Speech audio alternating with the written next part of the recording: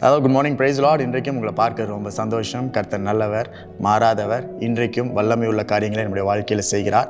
அவருடைய வார்த்தை நம்மை பலப்படுத்துகிற வார்த்தை, நம்மை கட்டி எழுப்புகிற வார்த்தை.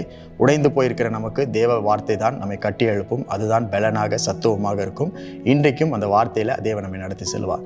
சங்கீதம் 119 அதிகாரம் 28 வசனத்தில் இப்படி படிக்கிறோம்: சஞ்சலத்தால் என் ஆத்துமா கரைந்து போகிறது, உமது வசனத்தின்படி என்னை எடுத்து நிறுத்தும்.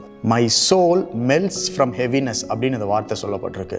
என்னுடைய ஆத்துமா பாரத்தினால, கனம் அதிகமாக இருக்கிறதுனால கரைந்து போகிறது அப்படின்னு சொல்லிருக்கு. உம்முடைய வார்த்தையின்படி, வசனத்தின்படி என்னை கட்டி எழுப்பும். ஹெவினஸ், பாரம், சஞ்சலம். நம் வாழ்க்கை முழுவதும் சஞ்சலத்தால் நாம் நிரப்பப்பட்டு இருக்கிறோம்.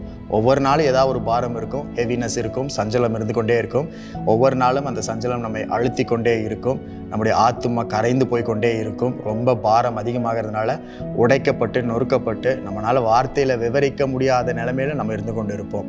ஆனால் அப்படிப்பட்ட நேரங்களில் நம்ம எடுத்து நிறுத்துகிறது, கட்டி எழுப்புகிறது தேவனுடைய வசனம் அப்படின்னு இந்த இடத்துல நம்ம படிக்கிறோம். எப்பெல்லாம் மனது ரொம்ப பாரமாக இருக்குதோ அப்போ நம்முடைய பலன் குறைந்து போகும், நம்முடைய நம்பிக்கை அற்று போகும், நம்முடைய மனம் தளர்ந்து போகும்.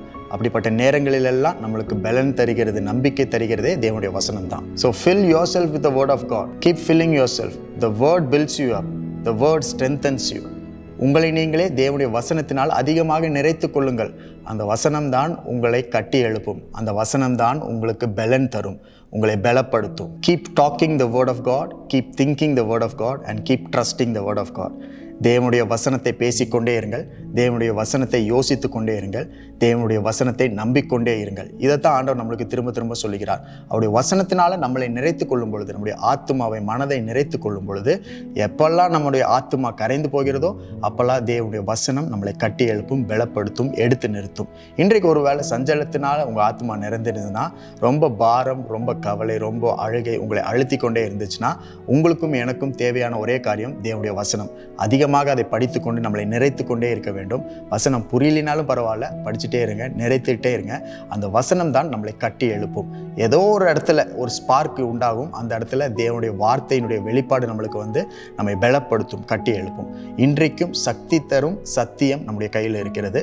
அந்த சத்தியத்தினால் நம்மை நிறைத்து கொள்ளும் பொழுது தேவனுடைய வார்த்தையின் பலன் நம்மை நிறைக்கும், நம்மை கட்டி எழுப்பும், எடுத்து நிறுத்தும். The word of God will strengthen you. இன்றைக்கும் தேவனுடைய வார்த்தை உங்களை பலப்படுத்தும், உங்களை தைரியப்படுத்தும், உற்சாகப்படுத்தும். இந்த நாள் முழுவதும் தேவனுடைய வசனத்தை கேட்டுக்கொண்டே இருங்கள், நிறைத்து கொண்டே இருங்கள். தேவனுடைய வார்த்தையின் வல்லமை உங்கள் வாழ்க்கையில் எப்படி கிரியை செய்ய போகிறதுன்றதை நீங்கள் பார்க்க போறீங்க. ஆகவே இந்த நாளுக்காய் ஆண்டவருக்கு நன்றி செலுத்துங்க.